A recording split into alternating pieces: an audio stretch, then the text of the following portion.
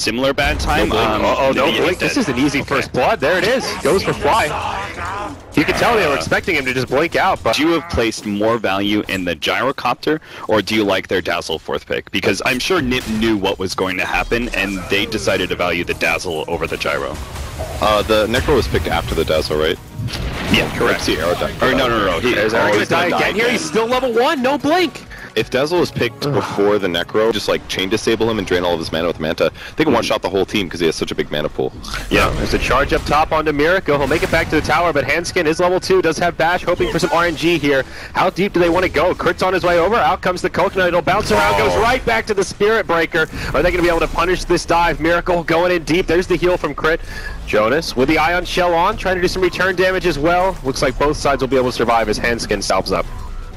You really got to be careful with the Necrophos in the lane. At level 1, here we go. Surge forward as well as the charge. Oh, they get the second bash, but this Coconut, it's bouncing all around behind the tower. Now Fly rotates in. They'll kill one, and they're going to get 2 here. It looks like Jonas will have a surge up in just 1 second, but the Death Pulse chases him down. It's a 2 for Monkey Business coming out big.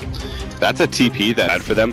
They do need to gank this Alchemist, and unfortunately Hanskin's gank doesn't come in at the right time. Big Daddy No Tail kind of like sensed what was going to happen. He knew the pressure was coming to him. Now down bottom, Limp's got a double damage, drops the ulti, and they'll bring down the Undying first. Charge coming out on the Moon Meander. He does pop the salve. We'll see how much they want to commit to this. And again, Hanskin will be forced to cancel the charge. Now trying to take as much as he can to the hard camp to limit the farm for this Alchemist, though Crit will be nearby, and he'll find most of the last hits himself. Now Hanskin puts down the Sentry Ward. And they'll actually go for a fight here. Charge in onto Crit. There's another fight elsewhere, but the Tombstone comes down. Limp looking to fight the kill on the Crit. The Lantern will bring him down, and now do they fight the Tombstone or do they get out of here? They're going to be forced to fight around the Tombstone. It ends up getting taken out, but Big Daddy's here. Limp will blink back to try and survive. Handskin gets off the charge with 150 HP to spare, and he will just barely live as the Death Pulse chases him down. Now his power treads Ring of Regen, but it's going to be a while before that Battle Fury comes out. Now back to the mid lane, Crit takes a charge, but the Coconut bounces across the heroes. Limp again with the double damage rune. They will be repelled. Out comes the Unstable Concoction. Ice Shards to follow up. Handskin completely trapped in. Snowball forward, Walrus Punch. It's a dead Spirit Breaker. Now Monkey's Business trapped in. Now Sonic Wave on 3. He gets 1 kill on the Alchemist. Will blink forward. He goes for more. Gets the Tusk. Now gets stunned up, and he wants Crit as well. 1 more double damage auto attack. Not enough. It's a close call, but can't get the kill. Now the Undying turns, no blink for 5 seconds, and Limp will end up paying with his life. It's a 2 for 2, but a killing spree does go the way of the Undying at the end. So I just feel like they should be more aggressive, but their caution actually lends them to waiting until they're completely maxed out advantage. Coconut connects onto Jonas down bottom. They'll use the Reaper's Sight. Not enough for the kill. He manages to get the mech off. Now Queen of Pain drops the hammer with big damage. So it's going to cost him his life. They still don't find any kills out of it. Jonas will be able to surge back to safety. It's just a 1-0 Monkey Business finding the advantage, and now they'll pressure this tier 2 tower. Though NiP did get that tier 2 tower in the top lane all the while. Fairly Radiant's Alchemist, and they're already ahead by 5k net worth. It's just continuing to tip the scales in their favor. Pop in the jungle here. We'll see initiation on a Miracle. That's a nice little pick off here for NiP. We'll take 2 ultimates, but well worth it. It'll also be a sign that Monkey Business just really want to get aggressive now in that next 5 to 10 minute window. Give them some extra stats where in the here and now. I guess we'll hold that thought though as Eric gets initiated on Snowball, Ice Shards, Death Ward. The whole kit and caboodle will bring him down. Another easy kill on the Anti-Mage. His Manta a little more effectively. All the while though, the other 4 members of Monkey Business are up in the top lane. They'll get aggressive on the Handskin. Walrus Punch, now the Reaper's Sight after being locked in place by the Ice Shards. An easy kill, and that'll covered as well as, well, about to expire, but that bottom rune spot. So they are ready to stay aggressive if NiP try and farm in their jungle. The only thing I don't like about this Alchemist build... Walrus Punch here onto Jonas, Reaper's Sight, there you go. Takes the Darkseer out, 90 seconds on the sideline. I was literally just about to say, when I saw him into Monkey Business, I mean, just look at this in the gold next graph. 15 minutes. It's a completely downward spiral. There hasn't been a point in this game where NiP's had any control of you need to put a stopper in that. Yep, charge mid. They'll get Moon Meander, so that's something. The first axe has been purchased. Oh, so who's going to get it? He's TPing mid. Is he actually going to give it? I think he's just out on him. I think it's better to just hold on to it anyway. They're pinging out Fly in the mid lane here. There's the charge from Handskin. They're going to dive past the tower. He does manage to get the Tombstone down. Maybe mechs a little bit early, but does die nonetheless. Now they focus down the Tombstone. It will fall, as will the tier 1 tower. Especially with this build he did. He is not going to be strong in the late game when he's got Octarine and a Radiance and a Manta. It's all right, but it's not a carry. Oh, Handskin. He charged to the lane, so minimal chance of getting out here unless this TP goes off. Nope, Miracle.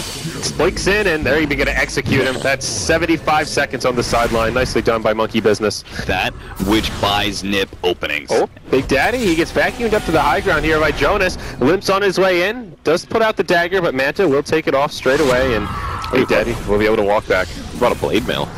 Interesting. It's...